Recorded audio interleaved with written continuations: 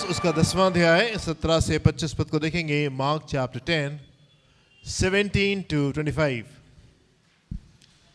जब वो वहां से निकलकर मार्ग में जा रहा था जी तो एक मनुष्य उसके पास दौड़ता हुआ आया जी और उसके आगे घुटने टेक कर उससे पूछा, हे उत्तम गुरु, जी अनंत जीवन का अधिकारी होने के लिए मैं क्या करूं? जी यीशु ने उससे कहा, तू मुझे उत्तम क्यों कहता है? जी कोई उत्तम नहीं, केवल एक, अर्थात परमेश्वर।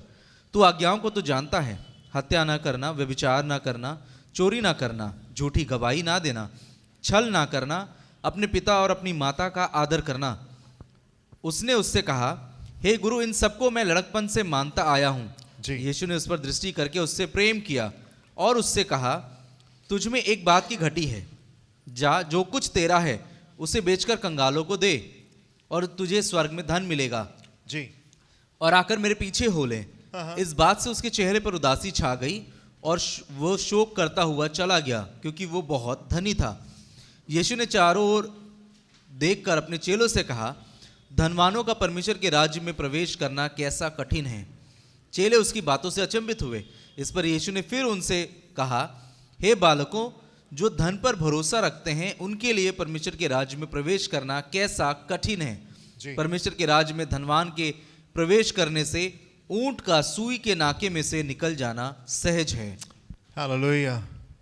इनकॉम्प्रिहेंसिबल लव, समझ से परे मोहब्बत जो परमेश्वर हमसे रखते हैं, क्योंकि परमेश्वर ने जगत से ऐसा प्रेम रखा कि उसने अपना इकलौता पुत्र भी दे दिया, ताकि जो कोई उसके पर विश्वास करे वो नरक की आग में हमेशा हमेशा हमेशा और हमेशा जलता ना रहे, परंतु परमेश्वर के राज में अनंत जीवन पाए और हमेशा के आनंद को उठाने पाए। क्योंकि परमेश्वर ने जगत से ऐसा प्रेम किया। इनकॉम्प्रिहेंसिबल लव, समझ से परे वो मोहब्बत है जो परमेश्वर ने हमसे रखी है। पहला यूहन्ना 3 अध्याय और पहले 2 पद में कुछ इस प्रकार से लिखा हुआ है, देखो पिता ने हमसे कैसा प्रेम किया है, हमसे कैसा प्रेम किया है कि हम परमेश्वर की संतान कहलाएं, परमेश्वर की संतान कहलाएं, और हम हैं भी। इस कारण संसार हमें नहीं जानता, क्योंकि उसने उसे भी नहीं जाना, क्योंकि उसने उसको भी नहीं जाना। देखो ये कैसा प्रेम है, दिस इनकॉम्प्रिहेंसिबल लव, ये समझ से परे, इमेजरेबल, जो जिसकी आप तुलना नहीं कर सकते, जिसको आप तौल नहीं सकते, जिसको आप नाप नहीं सकते, अनसर्चेबल लव। कितना बड़ी ये मोहब्बत है जो परमेश्वर ने हमसे रखी है कि हम उसकी संतान कहलाएं, और हम हैं भी। और इस कारण संसार हमें नहीं जानता, संसार में नहीं आता, क्योंकि उसने उसे भी नहीं जाना। उसने उसे भी नहीं जाना। हे प्रियो जी, अब हम परमेश्वर की संतान हैं, परमेश्वर की संतान है, और अभी तक ये प्रकट नहीं हुआ कि हम क्या कुछ होंगे। इतना जानते हैं जी कि जब वो प्रकट होगा जी तो हम उसके समान होंगे, क्योंकि उसको वैसा ही देखेंगे जैसा वो है। आमीन, हालेलुया। ढेर सारे लोगों से हम मोहब्बत रखते हैं, और ढेर सारे लोगों की हम फिक्र करते हैं, ढेर सारे लोगों के लिए हम प्रार्थना करते हैं, ढेर सारे लोगों के लिए हम खड़े होते हैं, पर सबको अपना बेटा बेटी नहीं बना लेते। हाँ, हम ढेर सारे लोगों से प्रेम करते हैं, और उपवास में, प्रार्थनाओं में हम लोगों के लिए जाते हैंगे और उनकी फिक्र करते हैं, उनका ख्याल रखते हैंगे, राइट। लेकिन हम सबको अपना बेटा बेटी नहीं बना लेते। इनकॉम्प्रिहेंसिबल लव, ऐसी मोहब्बत जो कि समझ से परे है। देखो पिता ने ये कैसी मोहब्बत है जो उसने हमसे रखी है कि उसने हमको अपना बेटा बना लिया, और हम उसके बेटे हैं भी, राइट। और अभी तुम उसके संतान है, कल क्या होंगे ये नहीं जानते, इतना जानते कि जब उसको देखेंगे हम उसके समान होंगे। क्या जबरदस्त मोहब्बत है जो परमेश्वर ने हमसे रखी है। What great love जो पिता ने हमसे रखा। आप एक और पद को देखिए, रोमियो 8:29 और 30 पद को देखिए क्या लिखा है। Romans chapter 8:29 and 30।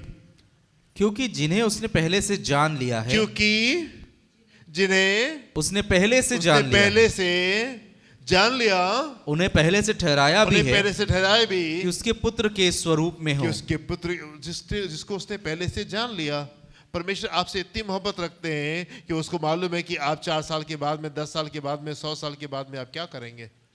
He knows you so well. वो आपके बारे में इतना चिंतित है, वो आपके बारे में इतना कंसर्न्ड है, वो आपके बारे में इतना फिक्र रखता है कि उसने पहले से जान रखा है कि आपको किन बातों की आवश्यकता है और आप कल क्या करेंगे। कई बार हमको लगता है अरे प्रभु आप तो देख ही नहीं रहे हैं, आप तो सुन ही नहीं रहे। नहीं नहीं नहीं, आप गलत समझ रहे हैं। उसने तो हमको हमारी पृथ्वी की सृष्टि की रचना करने से पहले उसने हमको जान लिया और पहचान लिया। उसको मालूम था कि हम क्या करेंगे और कैसे करेंगे। He knows you so well.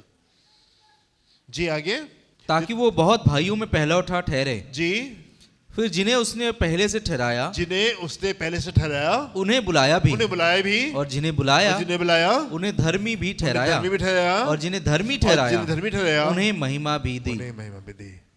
Right, जिसको उसने बुलाया, जो कोई उसके पास में आया, उसने आशीष दी और कहा बेटा जाओ घर जाओ और खुश रहो, कल आवश्यकता हो तो फिर से आ जाना। नहीं नहीं नहीं, जितनों को उसने पहले से जान लिया उनको बुलाया भी, और जिनको बुलाया उनको ठहराया भी।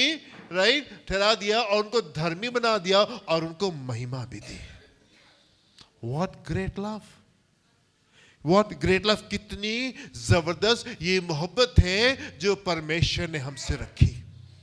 कितनी जबरदस्त ये मोहब्बत है जो परमेश्वर ने हमसे रखी है। क्या ख्याल वो आपके बारे में रखता है, क्या विचार वो आपके बारे में लगता है। क्या हम कभी उससे कहते कि पिता आप हमको अपना बेटा बना लीजिए, प्रभु हम आपके समान होना मांगते हैं। क्या हम कभी इस बात के लिए कहते? हम इस बात के लिए कभी नहीं कहते। लेकिन परमेश्वर ने हमको अपना बेटा और बेटी बना लिया है और अभी हम हैं भी, और इतना जानते हैं कि जब हम उसको देखेंगे हम उसके समान होंगे। कल क्या होने जा रहा है हमको नहीं पता, पर इतना जानते हैं जब हम उसको देखेंगे हम उसके समान होंगे।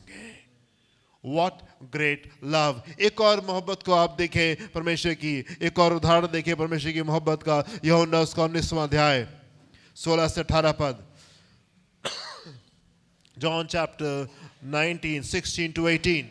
तब उसने उसे उनके हाथ सौंप दिया जी, ताकि वो क्रूस पर चढ़ाया जाए। पिलातुस ने यीशु को लोगों के हाथ में सौंप दिया ताकि वो क्रूस पर चढ़ाया क्रूस जाए। पर चढ़ाया जाए। तब वे यीशु को ले गए तो वो यीशु को ले गए और अपना क्रूस उठाए हुए उस अपना स्थान तक क्रूस बाहर उठाए गया। हुए उस स्थान पे, वो बाहर गया जी जो खोपड़ी का स्थान कहलाता है, जी और इब्रानी में गुलगुता। जी।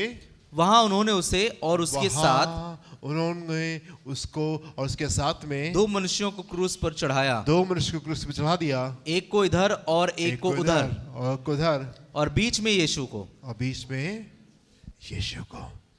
यीशु ने आपसे इतनी मोहब्बत रखी कि उसने इस क्रूस को सह लिया। 6 घंटे वो क्रूस के ऊपर लटका रहा, हाथों में कीलें, पैरों पे कीलें, सर के ऊपर कांटों का ताज। धीमे धीमे करके उसका जो खून जो था वो निकल रहा था, धीमे धीमे करके उसकी जान जो थी वो जाने पाए। परमेश्वर ने आपसे इतना प्रेम किया है, परमेश्वर ने आपसे इतना प्रेम किया। इनकॉम्प्रिहेंसिव लव, एक ऐसी मोहब्बत जो कि समझ से परे है। एंड यहां पे एक जन है जो यीशु के पास में आता है और यीशु से मुखातिब होकर के, उससे रूबरू होकर के उससे बातचीत कर रहा है और उसके पास से निराश होकर के चला गया। अमेजिंग, हैरान करने की बात है ये। हम अपने टेक्स्ट में वापस आएंगे, मरकुस उसका 10वां अध्याय 17 बस से देखिए। यहां पे एक जन है, here's a man who comes to the lord, परमेश्वर के पास में आ रहा है, सामने रूबरू होकर बातचीत कर रहा है, आमने सामने यीशु से वो बातचीत कर रहा है, अपनी बातों को यीशु मसीह के पास में आकर के रख रहा है और यीशु के पास से निराश होकर के जाता है। क्या लिखा है यहाँ पे? जब वो वहां से निकलकर मार्ग में जा रहा था जी, तो एक मनुष्य उसके पास दौड़ता हुआ आया, जी आया, और उसके आगे घुटने टेक कर उससे पूछा, और उसके पास में आके घुटने टेक के उससे पूछा, हे उत्तम गुरु, हे उत्तम गुरु, अनंत जीवन का अधिकारी होने के लिए मैं तो बहुत रईस हूं, मैं और क्या रईस करूं? कैसे बन जाऊं उसका फॉर्मूला बता दीजिए। हाँ, यहां पे एक जन आता है, यीशु मसीह के पास में आता है और कहता है, प्रभु मैं बहुत रईस हूं, बड़ी मेहनत की जिंदगी में यहां पहुंच गया, अब ये बताइए और आगे और मैं कौन सा नया बिजनेस करूं जिससे मैं अपने धन को और बढ़ा लूं। मैं बड़ा खूबसूरत हूं, और बताइए और कैसे मैं खूबसूरत हो सकता हूं? He comes with very valid questions. बेवकूफी की बात आके यीशु मसीह से नहीं कर रहा है, जहालत की बात आके यीशु मसीह से नहीं कर रहा है, स्टुपिडिटी की बात यीशु मसीह से आके नहीं कर रहा है। वो यीशु मसीह के पास में आकर के यीशु मसीह से पूछ रहा है, प्रभु ये बताइए स्वर्ग कैसे जाएंगे हम? What intelligent question. हाँ, हमको भी मौका मिलता है प्रभु के पास में जाने का, है ना? जब कभी चाहे हमारे पास भी मौका होता है कि हम प्रभु के पास में जाएं। आप उससे क्या पूछ रहे होते हैं? आप उससे क्या कह रहे होते हैं? प्रभु ये पैसा कैसे बढ़ जाए, नया घर कैसे ले लें, ये वाला फोन कैसे ले लें, ये वाली चीज कैसे हो जाए, वो वाली चीज कैसे? क्या प्रभु से ये वाली बातें पूछ रहे होते हैं? सिर्फ ये वाली बातें पूछ रहे? जरूर है कि आप ये वाली बातें प्रभु से आके बोले, लेकिन कुछ उत्तम बातें भी आप उससे जाके कहें। तो यहाँ पे एक जन है जो कि यीशु मसीह के पास में आकर के उससे कुछ बातचीत कर रहा है, और प्रभु ने उससे कहा, तू मुझे उत्तम क्यों कहता तू है? मुझे उत्तम क्यों कहता है? कोई उत्तम नहीं, कोई उत्तम नहीं। केवल एक, अर्थात परमेश्वर। जी। तू आज्ञाओं को तो जानता है। प्रभु ने कहा, आज्ञा तो तुमको मालूम है ना? हाँ? हत्या ना करना, जी, व्यभिचार ना करना, जी, चोरी ना चोरी करना, ना करना, झूठी गवाही ना झूठी गवाही देना, देना, छल ना करना, छल ना करना, अपने पिता और अपनी माता का आदर करना। जी। उसने उससे कहा, उससे कहा, हे गुरु, इन सबको मैं लड़कपन से मानता आया हूँ। इन सबको मैं लड़कपन से करता। Here is man. यहाँ पे एक जन है जिसको सिखाना नहीं पड़ रहा है, देखो तुमको चर्च आना चाहिए। इसको सिखाना नहीं पड़ रहा है, देखो तुमको प्रार्थना करनी चाहिए। इसको सिखाना नहीं पड़ रहा है, तुमको उपवास प्रार्थना करनी चाहिए। इसको सिखाना नहीं पड़ रहा है कि तुमको दान और दशमलव से दे करके प्रभु की महिमा करनी चाहिए। इसको सिखाना नहीं पड़ रहा है ढेर सारी और बातें कि तुमको व्यभिचार नहीं करना है। इसको सिखाना नहीं पड़ रहा है कि तुमको गाली नहीं बकनी है। इसको सिखाना नहीं पड़ रहा है कि तुमको क्षमा में जाना है। तुमको बिटरनेस को अपनी जिंदगी में हाबन नहीं करना है। तुमको कलवाट को अपनी जिंदगी में नहीं रखना है। इनको बाहर निकाल देना है। इसके बातें सिखानी नहीं पड़ रही है। हियर इज मैन जो कि तमाम बातें बचपन से करता आ रहा है। यहाँ पे एक जन है जो कि परमेश्वर की शिक्षाओं को ये बचपने से ये बिल्कुल स्ट्रिक्टली ये उनको फॉलो करता आ रहा है, और ये यीशु मसीह से कहते हैं शिक्षाओं को माना करो। वो कहते हैं प्रभु इस काम तो हम शुरू से करते आ रहे हैं। एंड देन प्रभु ने क्या कहा? यीशु ने उस पर दृष्टि करके जी उससे प्रेम किया, उससे प्रेम किया, और उससे कहा, तुझ में एक बात की घटी है। तुझमें एक बात की घटी है। जा, जो कुछ तेरा है उसे बेचकर कंगालों को दे, उसे बेच के कंगालों को दे दे, और तुझे स्वर्ग में धन मिलेगा।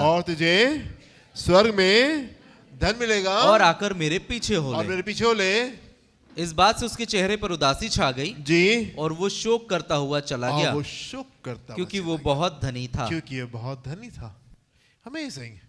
थोड़ी देर रुक जाते, प्रभु से पूछ लेते, प्रभु कहना क्या मांग रहे हैं? मतलब आपने सही कहा या मैंने गलत समझा, या क्या बात है? मतलब ये क्या कह रहे हैं आप? थोड़ी देर रुक जाता, प्रभु से पूछ लेता, कुछ और बातें कर लेता। हियर इज अ मैन जो कि इतना सब कुछ करता आ रहा है, और यीशु मसीह से मुखातिब होकर के सीधे सीधे बातचीत करके बात कर रहा है। यीशु मसीह सीधे सीधे उसका जवाब दे रहे हैं, और वो वहां से निराश होकर चला गया। वो परमेश्वर की इस बड़ी मोहब्बत को देख ही नहीं पाया, वो समझ ही नहीं पाया कि परमेश्वर से कितना प्रेम करते एंड क्या कुछ है जो परमेश्वर उसकी जिंदगी में उंडेल देना मांगते। वो देख ही नहीं पाया उन बातों को। अक्सर करके हम लोग के घर में छोटे बच्चे होते हैं, और छोटे बच्चे होते हैं तो चिप्स भी खा रहे होते हैं, वो चॉकलेट भी खा रहे होते हैं, और हम लोग क्या करते हैं? हाँ, हम लोग उन बच्चों से कहते हैं लाओ चिप्स हमको दे दो, हैं? हम ले ले, अच्छा एक ले ले। और फिर क्या करते हैं? हम उनसे ले भी लेते हैं, हम उनसे चिप्स ले भी लेते हैं, उनसे चॉकलेट ले भी लेते हैं। क्यों ले लेते हैं? हाँ, क्यों ले लेते हैं? क्योंकि हम उनको ये सिखाना मांगते हैं कि देना सीखो बच्चे। लेना देने से नहीं, देना लेने से बेहतर होता है।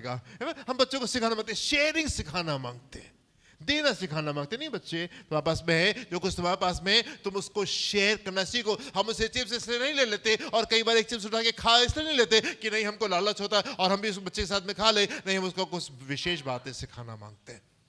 आमीन।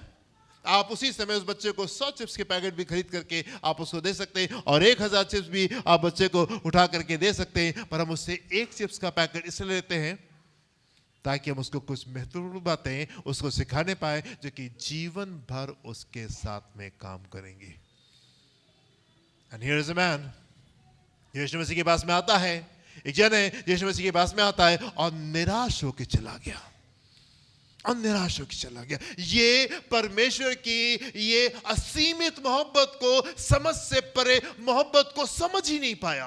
आज्ञाएं तो मान रहा है, शिक्षा तो फॉलो कर रहा है, चर्च में तो आ रहा है, वचन तो पढ़ रहा है, प्रार्थना तो कर रहा है, शिक्षाओं को तो ले रहा है, दान दशमांश तो दे रहा है, लेकिन ये जन परमेश्वर की मोहब्बत को समझ नहीं पाया, परमेश्वर के प्रेम को समझ नहीं पाया, और वहां से निराश होकर के वो चला जाता है क्योंकि उसका फोकस कहीं और था, उसका ध्यान कहीं और था। आप देखिए मेरे साथ में एक पद को, यस 28 से 30 पद को देखिए क्या यहाँ पे लिखा हुआ है। यहाँ पे हम इसी अध्याय के 10वें अध्याय के 28 से 30 पद को देखें क्या लिखा हुआ है यहाँ पे। पतरस उससे कहने लगा, कुछ देर बाद में, उसी समय के बाद में पतरस कहने लगा प्रभु यीशु मसीह से, देख हम तो सब कुछ छोड़कर तेरे पीछे हो लिए तो हैं। सब कुछ छोड़ के प्रभु आपके पीछे हो लिए हैं। यीशु ने कहा, मैं तुमसे सच कहता हूँ, मैं तुमसे सच कहता हूँ, ऐसा कोई नहीं जिसने मेरे और सुसमाचार के लिए, ऐसा कोई नहीं जिसने मेरे और सुसमाचार के लिए घर या भाइयों या बहनों या माता या पिता या बाल बच्चों को या खेतों को छोड़ दिया है, और अब इस समय 100 गुना ना पाए। अब इस समय 100 गुना ना पाए, घरों और भाइयों और बहनों और माताओं और बाल बच्चों और खेतों को पर सताव के साथ, और परलोक में अनंत जीवन ना पाए। प्रभु कहने लगे, पतरस कहते हैं, अरे प्रभु ये चेले बड़े हैरान हो गए, पिता ऐसे कौन स्वर्ग जाएगा? अगर आप रईस आदमी स्वर्ग नहीं जा सकता तो कैसी चीजें होने पाएंगी? प्रभु ने कहा कि मनुष्य से तो ये संभव है, लेकिन परमेश्वर से सब कुछ संभव है। और पतरस कहता है, पतरस कह रहा है यहाँ पे आके, प्रभु हमने तो सब कुछ छोड़ दिया आपके लिए, हमने तो अपना सब कुछ छोड़ करके हम आपके पीछे हो लिए हैं। प्रभु यीशु मसीह कह रहे, सुनो, कोई नहीं है ऐसा जिसने मेरे लिए कुछ खोया हो और उसका 100 गुना ना पाए। There is not a person here, एक भी जन ऐसा नहीं है जिसने मेरे लिए, प्रभु के राज के लिए कुछ खोया हो, प्रभु के राज में उसने बोया हो और 100 गुना कम से कम ना काटे, at least 100 times. God is a good God. God is a good God. You know, जब ईथन की तबीयत खराब थी, उसके बाद जब ईथन की तबीयत ठीक हो गई, सब कुछ बढ़िया हो गया, तो मैं उसके माँ बाप से एक बात को मैंने उनसे कहा कि अगर ये दुष्ट चोरी कर लेता तो सारी जिंदगी हम इसका अफसोस करते, सारी जिंदगी हम इसका अफसोस करते रहे, प्रभु ये काम क्या हो गया था। लेकिन परमेश्वर का धन्यवाद कि उसने हमको सारी जिंदगी खुश होने का और आनंद करने का उसने मौका दिया। अब एवरी टाइम हम उसको देखते हैं और हम कहते हैं, लिटिल चैम्प, प्रभु आपका धन्यवाद हो। हम एक बड़ी गवाही के रूप में उसको देखते हैं। कोई ऐसा जन नहीं है जिसने परमेश्वर के राज के लिए कुछ बोया हो और वो 100 गुना नहीं घटे। आप निराश हो सकते हैं, आप दुख में हो सकते हैं, आप आंसू में हो सकते हैं, हो सकता है पिछली रात आप सोए नहीं हो चिंता में, किसी बात की फिक्र आपको हो, किसी बात का दुख आपको हो, एक मौसम चल रहा हो आंसू का। पर मैं आपसे कहना चाहता हूं, कोई जन ऐसा नहीं है जिसने परमेश्वर के राज में कुछ बोया है, परमेश्वर के लिए कुछ खोया है तो उसका 100 गुना और ज्यादा ना पाए इस संसार में। राइट, परमेश्वर की वायदे जो हैं वो सिर्फ स्वर्ग के लिए नहीं, एक दिन हम स्वर्ग में जाएंगे, ऐसा सब कुछ बढ़िया हो जाएगा, वहां तो बहुत जबरदस्त होगा, वहां तो जो होगा वो समझ से वो परे है। लेकिन प्रभु इसी संसार में आपको यहां पर ही वो ढेर सारी आशीषें देना चाहते हैं जो कि 100 गुना से ज्यादा है। Amen? आप सारे इतने धर्मी मत हो जाइए कि आप अपने सारी ख्वाहिशों के लिए अरे प्रभु से हम स्वर्ग में जाएंगे तब ऐसा होगा। नहीं, स्वर्ग में जाएंगे तब सारी अच्छी खूबसूरत होगा ही होगा, पर प्रभु आपको यहाँ पर भी ब्लेस करना चाहते हैं। प्रभु आपको यहाँ पर स्वर्ग में भी, यहाँ पृथ्वी पर भी आपको आशीष देना चाहते हैं 100 गुना और ज्यादा। Amen? यहीं पे ये लिखा है ना 100 गुना।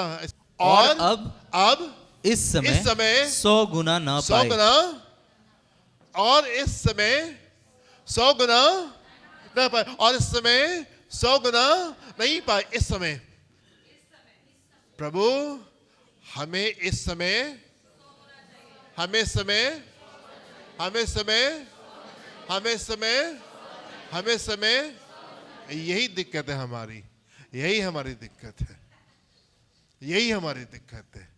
हाँ, बस सुना और खट से वो मुंह से बोल दिया है, जरा सा भी देर दिमाग नहीं लगाया और ठहरे नहीं। 100 गुना और ज्यादा हमको चाहिए। यहां तो 100 गुना लिखा है प्रभु, पर हमको 100 गुना और उससे भी ज्यादा चाहिए इस समय। आज इसीलिए कुछ लोग नहीं आ पाए क्योंकि ये वाली आशीष उनके लिए नहीं थी कि वो इस बात को क्लेम करने पाए। अपने हाथ को उठा के प्रभु यस 100 गुना और ज्यादा इसी समय चाहिए, इसी समय चाहिए। 100 गुना और ज्यादा यहीं पे चाहिए है। हालेलुया, आमेन, आमेन। ये सब समझ जाएंगे तब तो वहां पे चीजें खूबसूरत होंगी। But I want to tell you my dear friends, मैं आपसे कहना चाहता हूं प्रभु यहीं पे आपको जानबूझ के प्रभु उस दिन ढेर सारा वचन देते रहे और प्रचार करते रहे और प्रचार करते रहे और प्रचार करते रहे। चेले बेचैन थे, प्रभु इतनी बड़ी भीड़ है, ये भूखी है, इनके ये कैसे क्या होगा, आप समझ नहीं रहे, घर जाने दीजिए, नहीं तो ये रास्ते में भूखे मर जाएंगे। प्रभु ने कहा तुम खाने को दो, अभी इसी समय तुम खाने को दो। राइट? एंड क्या हुआ? अचानक से चीजें बदल गई। सब कुछ नॉर्मल चलता रहता है, सब कुछ वैसे ही चलता रहता है जैसे हमेशा से चलता आया है। अचानक से स्वर्गदूत आता है, अचानक से स्वर्गदूत आएगा और वो कब्र से पत्थर को हटा देगा और वो बुढ़ोल होगा, एंड जो मृतक है वो जीवित होकर के सामने निकल करके आ जाएगा। आमेन, हालेलुया। क्या आप विश्वास करने के लिए तैयार हैं प्रभु? यस, 100 गुना और ज्यादा। ये आंसू, ये टेंशन, ये निराशा ये इसलिए थी क्योंकि दुष्ट नहीं चाहता है कि आप उस आशीष को प्राप्त करने पाए जो परमेश्वर आपको देना चाहते हैं।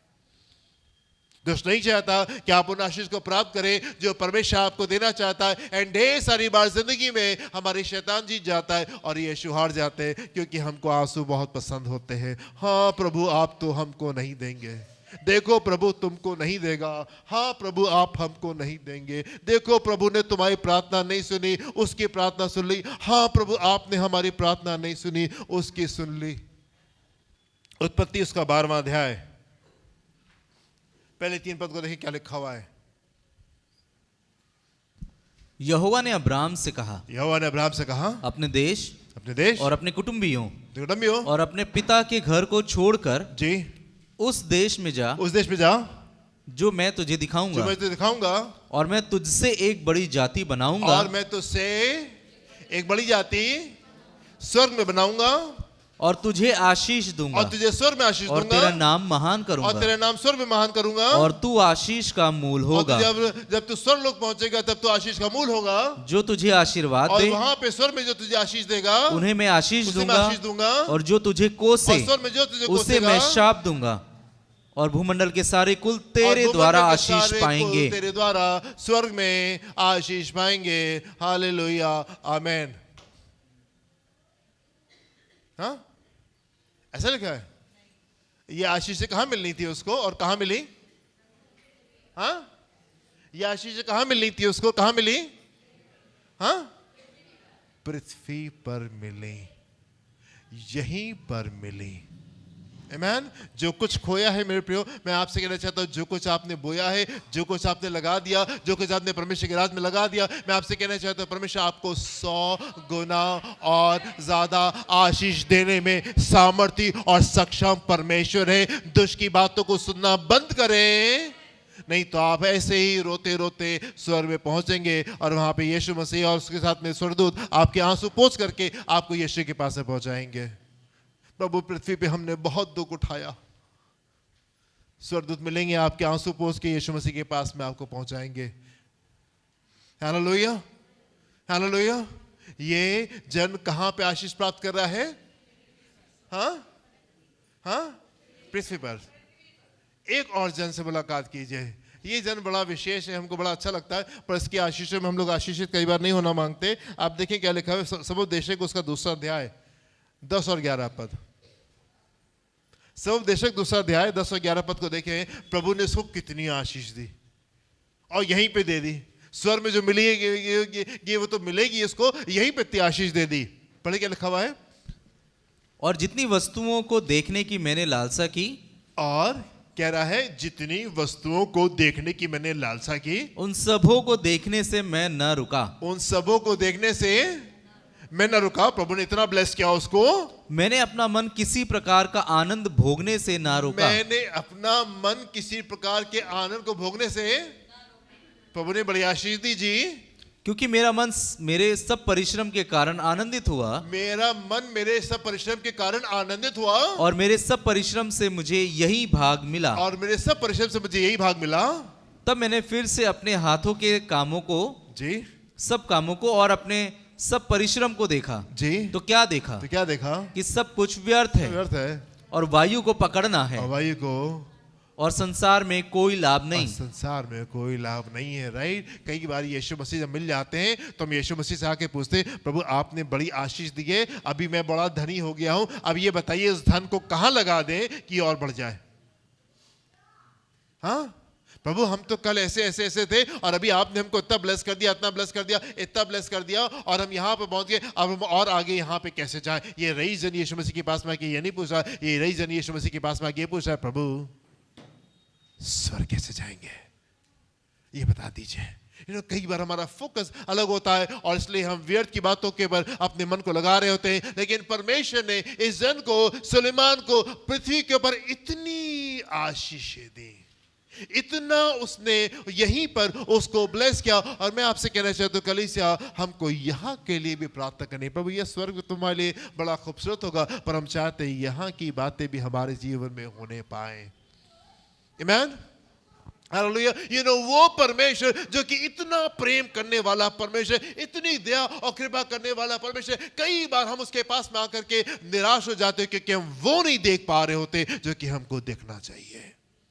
हम वो नहीं देख पा रहे, हमारा फोकस ही कहीं और होता है। वो परमेश्वर जो कि असीमित प्रेम हमसे कर रहा है, समझ से बाहर, जिसने हमसे मोहब्बत की, जिसने हमको अपना बेटा और बेटी बना लिया। कल क्या होगा हम नहीं जानते, हम इतना जानते कि जब हम उसको देखेंगे तो हम उसके समान होंगे। इतनी ज्यादा मोहब्बत करने वाले परमेश्वर के पास में कई बार लोग आकर के निराश होकर के चले जाते हैं। वो बातें नहीं देख पा रहे होते जो कि उनको देखना चाहिए। आज कलीसिया की दिक्कत यही है, हम आराधना तो कर रहे हैं, प्रार्थना तो कर रहे हैं, हम दान और दसवें तो दे रहे हैं, संडे को चर्च में निकल करके आ जा रहे हैं, पर वो आनंद कहीं से मिसिंग है, वो खुशी कहीं से मिसिंग है, वो सामर्थ्य, वो हमारी जिंदगी मिसिंग है। क्यों? क्योंकि हमारा फोकस कहीं और। प्रभु ये आ गया तो मैं बचपन से मानते आ रहा हूं, अभी मुझे और क्या करने की आवश्यकता है? अभी आपको परमेश्वर से मोहब्बत करने की आवश्यकता है मेरे प्रियो। परमेश्वर आपसे चिप्स इसलिए नहीं मांग रहे क्योंकि उसको चिप्स खाने का मन कर रहा था और आपको चिप्स खाते देख करके उसका मन करने लगा कि 2 चिप्स वो खा ले। परमेश्वर आपसे चॉकलेट इसलिए नहीं मांग रहे क्योंकि उसको भी चॉकलेट बड़ी पसंद है और वो आपसे चॉकलेट खाना मांग रहा है। नहीं, वो आपको सिखाना मांग रहा है कि आप और आगे कैसे ग्रो करेंगे। Hallelujah, hallelujah. यूहन्ना उसका 4 अध्याय उसका 10वें पद में क्या लिखा हुआ है? John chapter 4 verse 10। यीशु ने उत्तर दिया, यदि तू परमेश्वर के वरदान को जानती, तो परमेश्वर के वरदान को जानते, और ये भी जानते कि वो कौन है जो तुझसे कहता मुझे पानी पिला, जी मुझे पानी पिला, तो उससे मांगती और वो तुझे जीवन का जल देता। जब कभी आप सवाल पूछ रहे होते हैं, जब कभी आप आंसू में होते हैं, जब कभी दुख में होते हैं, जब कभी निराशा में होते हैं, आपको मालूम उस समय परमेश्वर आपसे क्या कहना मांगते हैं? आपको मालूम उस समय आप परमेश्वर की आवाज को नहीं सुन रहे होते, क्योंकि आप ही कह रहे होते हैं, आप ही रो रहे होते हैं, आप ही बयान कर रहे होते हैं। परमेश्वर उस समय आपसे कहना मांगते हैं कि यदि तुम परमेश्वर के वरदान को जानते और ये भी जानते हैं कि मैं अनंत काल का पिता हूं और शांति का राजकुमार हूं, तो तुम मुझसे मांगते और मैं तुमको वो जल देता जिसको पी के तुम फिर कभी प्यासे नहीं होते। हालेलुया। तो so sad, ये इतना रीजन यीशु मसीह के पास में आकर के निराश होकर के उसके पास से चला जाता है। हमने पिछले कुछ दिनों पहले, कुछ साल पहले हम लोग मनन कर रहे थे उस शुनेम की महिला के बारे में, जिसने एलीशा के लिए और गेहजी के लिए कमरा बना दिया था और पलंग लगा दिया था और वहां पे लैंप रख दिया था और कुर्सी मेज रख दी थी। जब कभी एलीशा जाता था तो उसको बुला करके अंदर बैठाती, नहीं रुको तुम आराम करो। एंड यहाँ पे एलीशा कहता है कि एक दिन सोच, अरे इस महिला ने तो हमारे साथ बड़ी भलाई की है, इस महिला ने तो हमारे साथ बड़ी भलाई की है, हम इसके साथ में क्या करना चाहिए? और वो परमेश्वर से पूछता है और वो गेहाजी से पूछता है एंड गेहाजी उससे कहता है इसके पास में बेटा नहीं है, इसके पास में बच्चा नहीं है। एंड देन हाँ वो बुलाता है, कहता अच्छा बच्चा नहीं, कोई बात नहीं, ठीक है हम दुआ करेंगे हो जाएगा, कोई बात नहीं, कोई दिक्कत नहीं है, इसके पास में बेटा नहीं, उसको बुलाओ। और उसको बुलाता है और उससे कहता है अगले साल तुम्हारे पास में बच्चा होगा। और ये ऐसी बात कर रहा है मानो 100 रुपए देने हो, ऐसी बात कर रहा है, इतनी बड़ी दिक्कत को इतनी आसानी से, इतनी कैजुअली आकर के बात कर रहा है जैसे मान लीजिए कुछ है ही नहीं।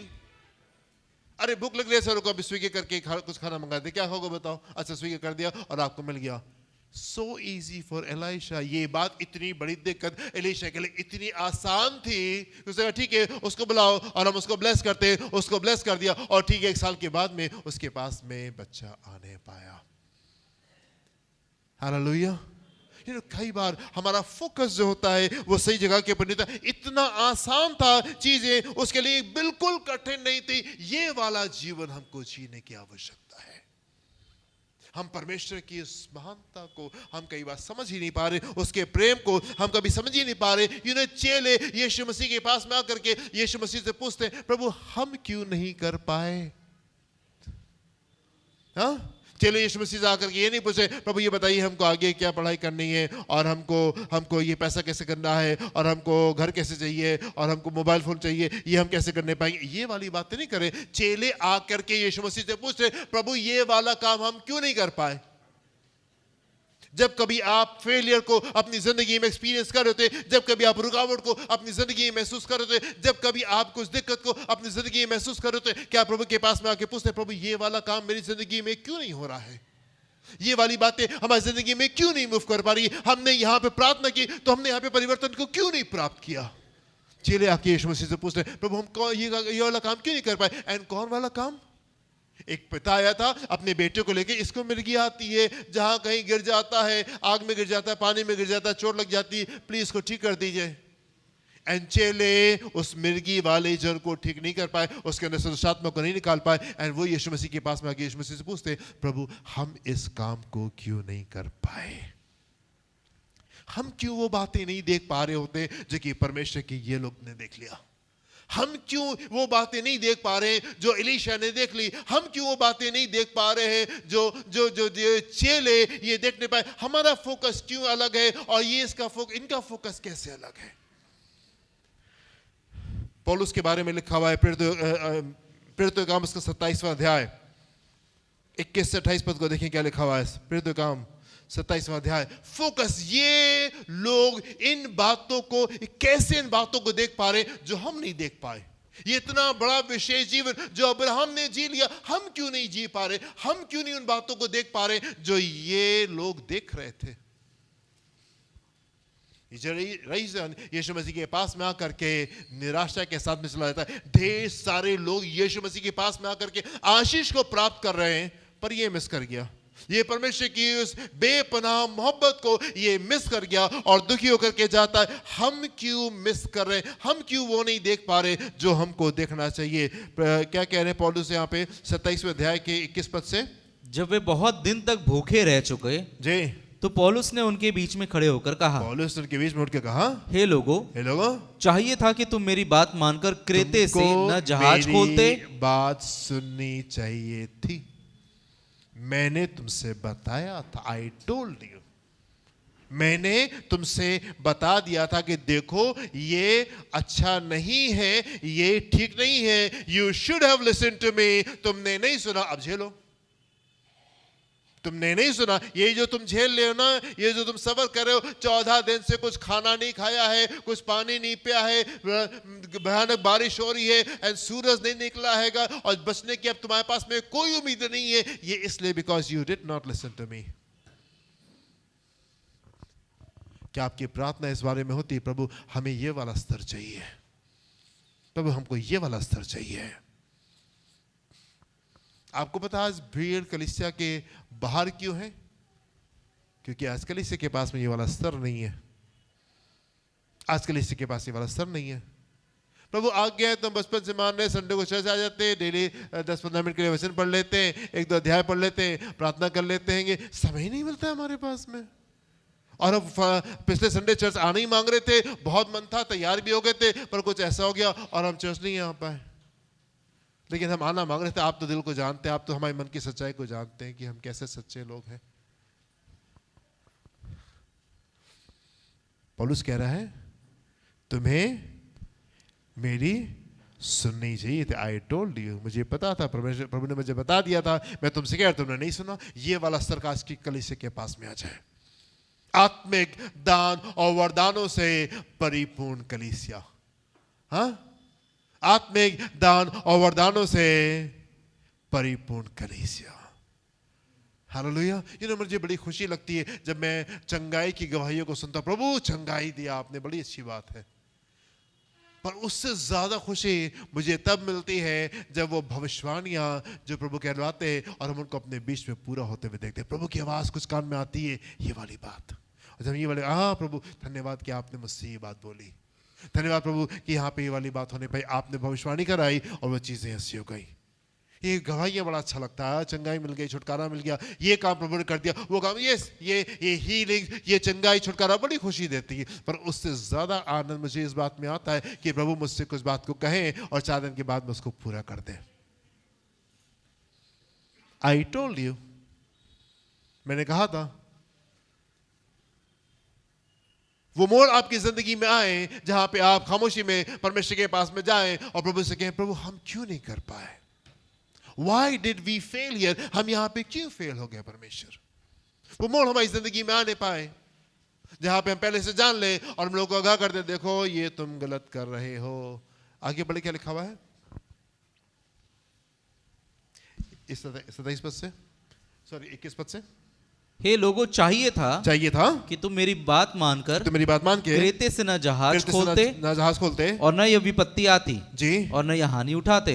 ना तुम जहाज खोलते और ना तुम हानि उठाते। अगर एक बार आपने लोगों से इस प्रकार से वचन को शेयर कर लिया, एवरी टाइम जो आप कहेंगे उनसे, वो आपकी बात के ऊपर ध्यान देंगे। मैं आपसे कहना चाहता हूं, यदि आपका आत्मिक स्तर जगह के ऊपर आ गया और आपने किसी को बता दे, देखो तुम ये गलत कर रहे हो और ऐसा ऐसा हो सकता है, जब हानि उठाएगा, अगली बार जो कुछ आप उससे कहेंगे वो बड़ी गंभीरता के साथ में आपकी बात को लेगा। परमेश्वर की महिमा होगी, परमेश्वर आपकी महिमा को भी बढ़ाएंगे। आमीन। कई बार हम उन बातों को देख ही नहीं पा रहे होते, हमारा फोकस ही अलग होता है, हम उन बातों को देख ही नहीं पा रहे होते। कैसे हम मिस कर जाते उन बातों को, वो बातें जो परमेश्वर के लोगों ने देखी, हम क्यों नहीं देख पा रहे उन बातों को। वो बातें जो चेले देख रहे थे, हम क्यों नहीं देख पा रहे। वो बातें जो और लोगों ने देखी, वो रीजन क्यों नहीं देख पा रहे। वो बातें जो कि अब्राहम ने देख ली, हम क्यों मिस कर पा रहे। वो बातें जो डैनियल देख रहा था, हम क्यों मिस कर पा रहे उन बातों को। ये सवाल अपने आप से पूछना है। हम प्रभु के पास में आके निराश क्यों है, हम प्रभु के पास में आके दुखी क्यों है, हम प्रभु की बातें हमको समझ में क्यों नहीं आ रही, हम निराशा के साथ में कैसे बाहर जा रहे हैं उस परमेश्वर के पास में जो कि असीमित परमेश्वर है। जी पढ़े, क्या लिखा आगे।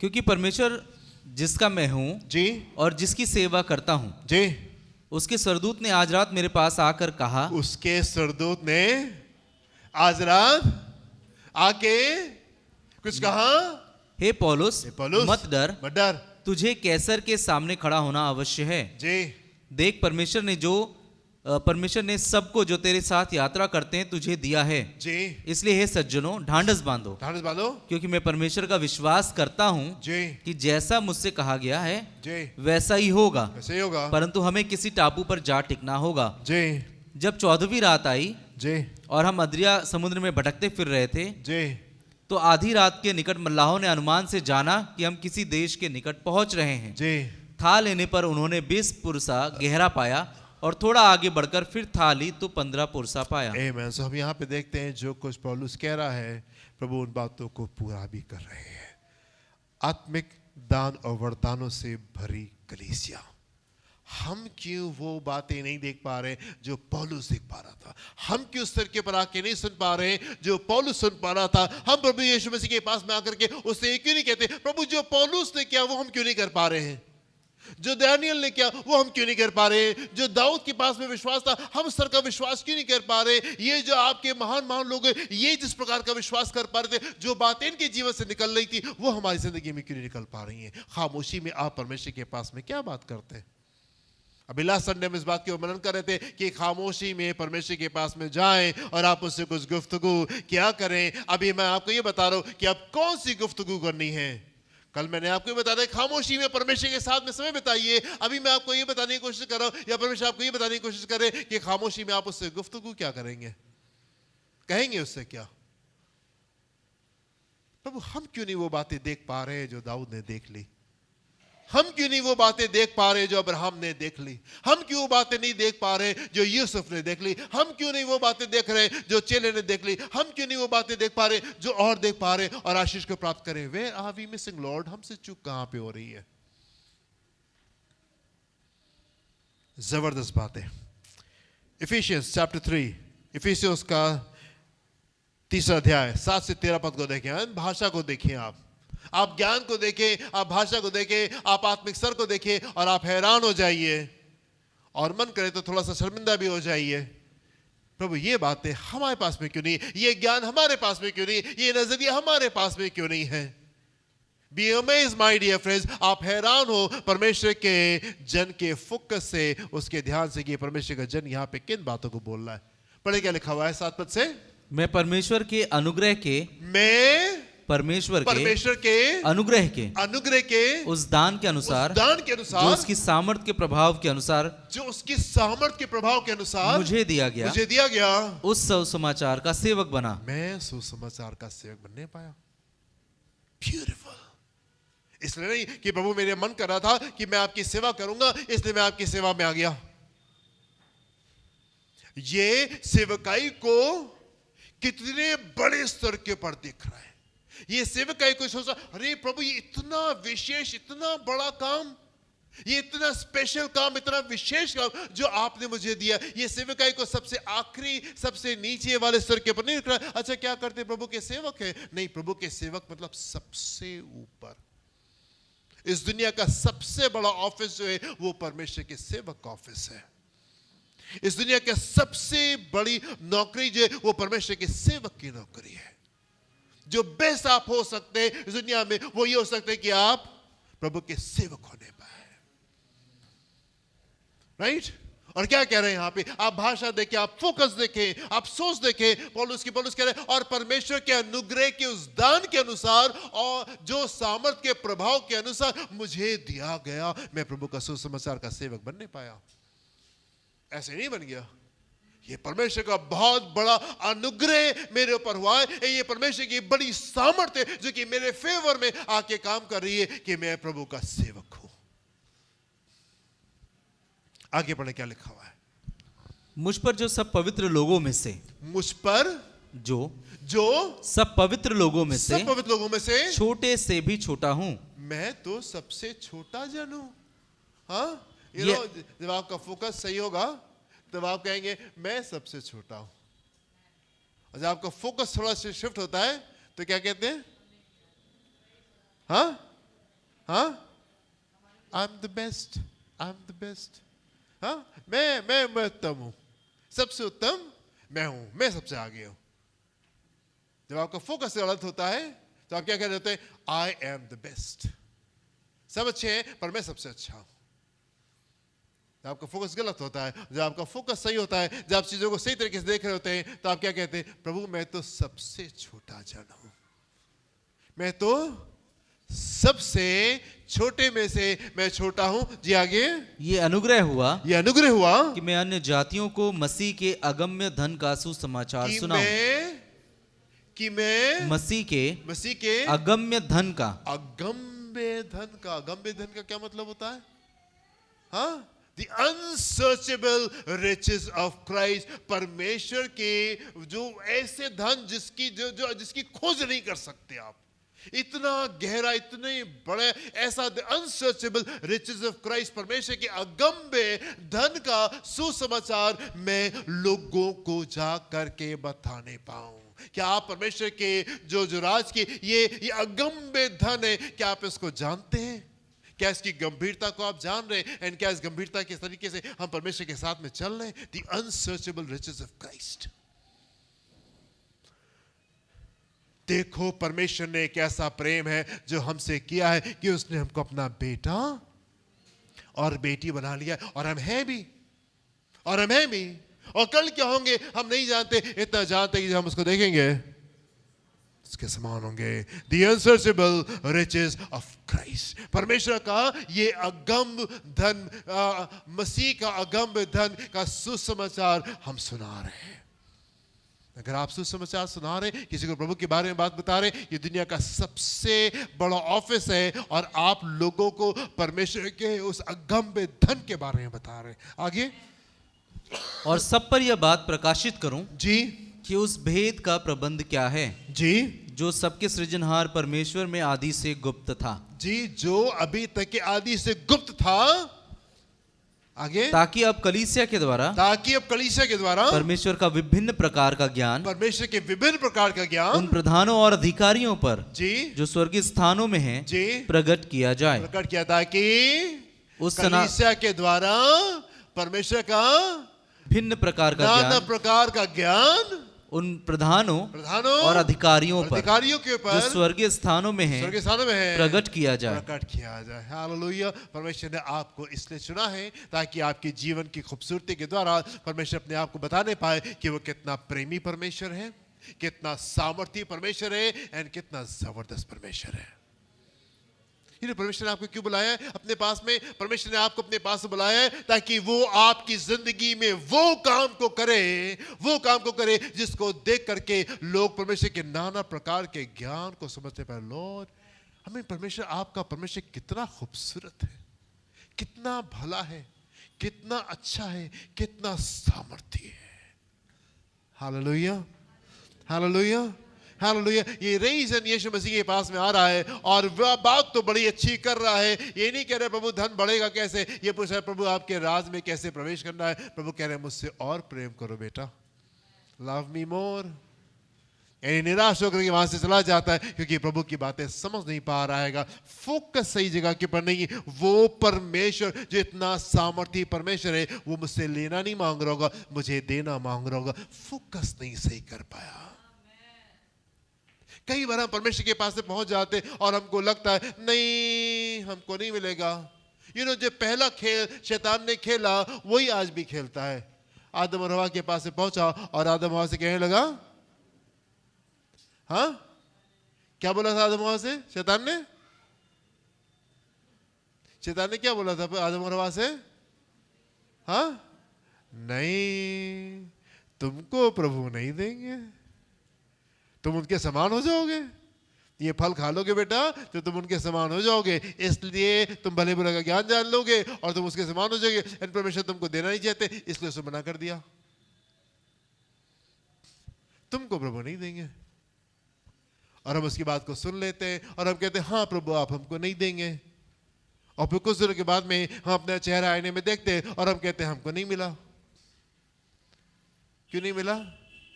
क्योंकि आपका फोकस गलत था, और आप फिर निराश होकर के प्रभु की उपस्थिति से चले जाते, कहते अरे सब बेकार है। How beautiful, I am amazed, मैं हैरान हूं। आगे पढ़े क्या लिखा हुआ है, जल्दी से खत्म करेंगे हम लोग। उस सनातन मनसा के अनुसार, जो उसने हमारे प्रभु मसीह यीशु में की थी। उस सनातन मनसा के अनुसार, eternal, according to his eternal purpose which he purposed in Christ Jesus our Lord. वो सनातन मनसा जो कि परमेश्वर ने की है. आप यहाँ पे इसलिए नहीं बैठे एक दिन प्रभु का मन आया, हाँ मीरा बड़ी अच्छी, चलो उसको प्रभु के राज में ले लेते हैं. हाँ ज्योति बड़ी अच्छी, चलो उसको प्रभु के राज में ले लेते हैं. चलो आज अच्छा हाँ ज्योति की शक्ल है, ठीक है इसको भी ले लो. परमेश्वर की सनातन मनसा के अनुसार उसने आपको चुना है और उसने आपको यहां पे रखा है.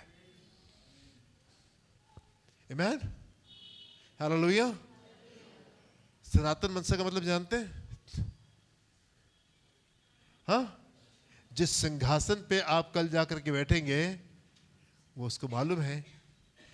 जो उसने आपके लिए तैयार किया है, जो मुकुट उसने आपके लिए तैयार किए वो उसको मालूम है. और वहां पे बैठ के आप क्या करेंगे वो उसको मालूम है. आप यहाँ पे इसलिए नहीं है कि आपका बुखार ठीक हो जाए, राइट, और आपको शाम को बिरयानी खाने को मिले और आपको अच्छा वाला मोबाइल फोन मिल जाए. आप यहाँ पे इसलिए नहीं है, आप यहाँ पे इसलिए क्योंकि आपके लिए परमेश्वर की सनातन मनसा थी और है. Are you getting it, my dear friends? क्या आप समझ पा रहे हैं बातों को? हाँ प्रभु आप दे नहीं रहे. अरे मेरे भाई, प्रभु ने सिंहासन रखा है और प्रभु ने क्या क्या बातें रखी है. ये जो बातों में अभी देरी हो रही है ये इसलिए हो रही है ताकि प्रभु आपको उस बड़ी चीज के लिए तैयार कर रहे हैं. प्रभु बड़ा दुख हो रहा है. दुख इसलिए नहीं हो रहा है क्योंकि ये बड़ा दुख है. दुख इसलिए हो रहा है क्योंकि आप सुन नहीं पा रहे और आप समझ नहीं पा रहे उन बातों को जो प्रभु आपसे कहना चाहते हैं और आपको बताना चाहते हैं. आप यहां पे इसलिए नहीं है क्योंकि आपकी मर्जी में आया चलो संडे को चर्च चलते हैं. आप यहां पे इसलिए नहीं है क्योंकि आप बड़े दुखी थे, बड़े निराश थे एंड यीशु ने आपका जीवन बदल दिया एंड ढेर सारी आशीष उसने आपको दे दी. आप यहां पे इसलिए क्योंकि उसकी आपके लिए सनातन मनसा है. He has an eternal purpose for you. उसके पास में आपके लिए सनातन मनसा है. क्या आप समझ पा रहे हैं? I don't know, मुझे नहीं मालूम कि आप कितना इस बात को समझ पा रहे होंगे. But this is too great to comprehend. ये बहुत बड़ा है समझने के लिए, ये बहुत विशेष है समझने के लिए. उसकी सनातन मनसा के अनुसार जो उसने हमारे प्रभु यीशु मसीह में की थी, जिसमें हमको उस पर विश्वास करने से जिसमें उसमें हम पे विश्वास करने से साहस और भरोसे के साथ परमेश्वर के निकट आने का अधिकार है. इसलिए मैं विनती करता हूँ कि जो क्लेश तुम्हारे लिए मुझे हो रहे हैं उनके कारण साहस ना छोड़ो, क्योंकि उनमें तुम्हारी महिमा है. Hallelujah, hallelujah. एक सवाल आप अपने आप से पूछें. जब आप मूसा के बारे में पढ़ते हैं तो आप ये पूछे मूसा ने वो क्या देखा जो मैं नहीं देख पा रहा हूं. जब मूसा को मौका था कि सिंहासन चुने या परमेश्वर के साथ के लोगों के साथ में दुख उठाना चुने, वो उसने सिंहासन कैसे त्याग दिया. वो क्या बात है जो मूसा ने देखी जो मैं नहीं देख पा रहा हूं. जब गोलियत सामने आया और डैनियल जो है दाऊद जो है वो जाके गोलियत से लड़ने के लिए तैयार हो गया. आप ये सवाल पूछे अपने आप से, वो क्या बात है जो दाऊद ने देख ली जो मैं नहीं देख पा रहा हूं.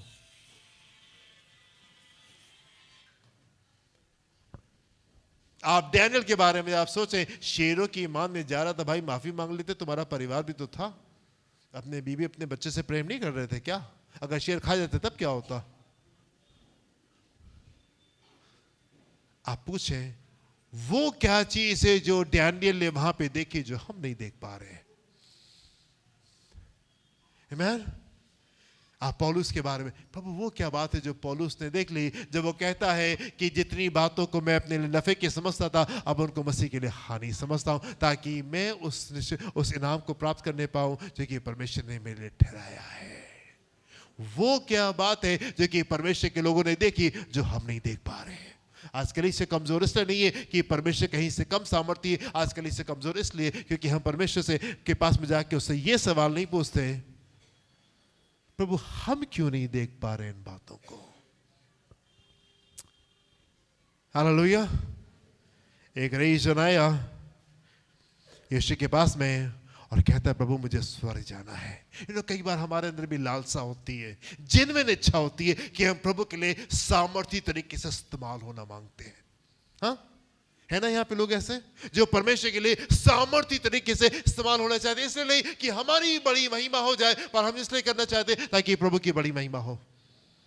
हम इससे सेवा नहीं करें प्रभु हम बड़े महान हो जाए, हमारे हाथों के द्वारा चंगाई हुई, हमारे शिक्षाओं के द्वारा जिंदगी बदल गई, हमारी नहीं, आपकी चीजें, आपके शब्द खोखले शब्द हैं। अगर परमेश्वर की सामर्थ वहां पे कार्य ना करे तो बीज आप बो सकते हैं पर उसको उगाता परमेश्वर है।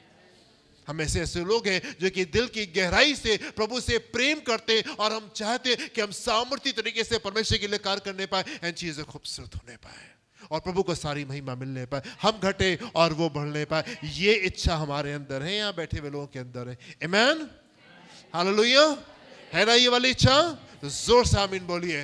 आमीन, यस, ये इच्छा हमारी। पर कई बार हम मिस कर जाते हैं उन बातों को, कई बार हम समझ नहीं पा रहे होते उन बातों को, और उस समय जरूरी होता है कि आप परमेश्वर से जाके पूछें प्रभु वो क्या बात है जो हम मिस कर रहे हैं, जो दाऊद ने देख ली, जो अब्राहम ने देख ली। प्रभु आपने अब्राहम से कहा अपना बेटा लेके कुर्बान कर दो, अरे अब्राहम अपना बेटा लेकर के कुर्बान करने के लिए चला गया और उसने उसको वेदी बना के वेदी के ऊपर रख भी लिया और चाकू उठा करके उसको मारने भी जा रहा था। यहाँ तक के कैसे पहुंच गया? वो क्या बातें हैं जो अब्राहम देख पा रहा था और जो हम नहीं देख पा रहे हैं? Are you willing to sacrifice? क्या आप तैयार हैं बलिदान देने के लिए? अगर आप अब्राहम की जगह होते और परमेश्वर आपसे कहते हैं एक इकलौता बेटा, क्या आप तैयार होते? वो क्या बातें हैं जो आप मिस कर पा रहे हैं जो इन लोगों ने देख ली? Hallelujah, hallelujah. प्रभु आपको आशीष दे।